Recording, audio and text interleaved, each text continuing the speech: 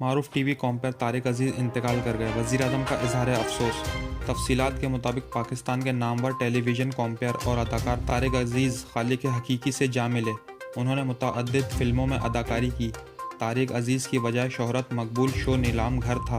طارق عزیز رکن قومی اسمبلی بھی رہے۔ ان کی موت حرکت قلب بند ہونے سے ہوئی۔ طارق عزیز ایک ادیب اور شاعر بھی تھے۔ طارق عزیز کی نماز جنازہ آج شام 5:30 بجے گارڈن ٹاؤن لاہور میں ادا کی جائے گی۔ طارق عزیز 28 اپریل 1936 کو ہندوستان کے شہر جالندھر میں پیدا ہوئے۔ ان کے والد میاں عبدالعزیز 1947 میں پاکستان ہجرت کر کے آئے۔ طارق عزیز نے اپنا بچپن ساہیوال میں گزارا۔ انہوں نے ابتدائی تعلیم ساہیوال سے ہی حاصل کی۔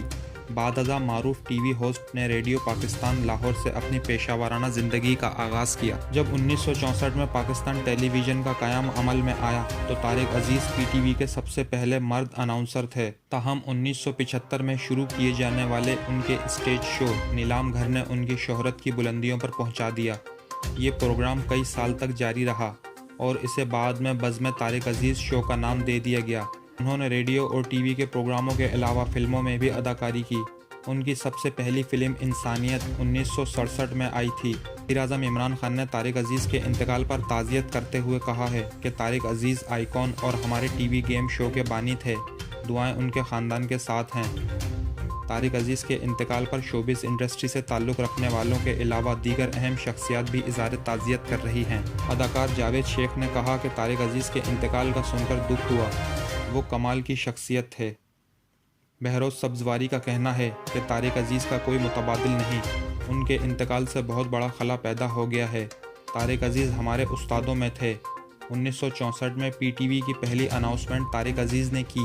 طارق عزیز کو قرآن پاک کی بہت سی آیات ترجمہ کے ساتھ یاد تھیں۔ اللہ تعالیٰ طارق عزیز کو جنت الفردوس میں جگہ عطا فرمائے۔ اداکار غلام محی الدین نے بھی افسوس کا اظہار کرتے ہوئے کہا کہ طارق عزیز نے نیلام گھر شروع کیا جو 40 سال چلا ہے۔ پاکستان میں طارق عزیز جیسا کوئی دوسرا شوبز اسٹار نہیں تھا۔ ادھر گورنر سندھ نے بھی طارق عزیز کے انتقال پر دکھ اور افسوس کا اظہار کیا۔ ان کا کہنا تھا کہ طارق عزیز ایک ہمہ جہت شخصیت کے مالک تھے۔ انہوں نے نیلام گھر سے ٹی وی کامپیئرنگ کو عروج تک پہنچایا۔ طارق عزیز اچھے انسان ہونے کے ساتھ معروف شاعر بھی تھے۔ ان کے انتقال سے پیدا ہونے والا خلا تا دیر پر نہیں ہو سکے گا۔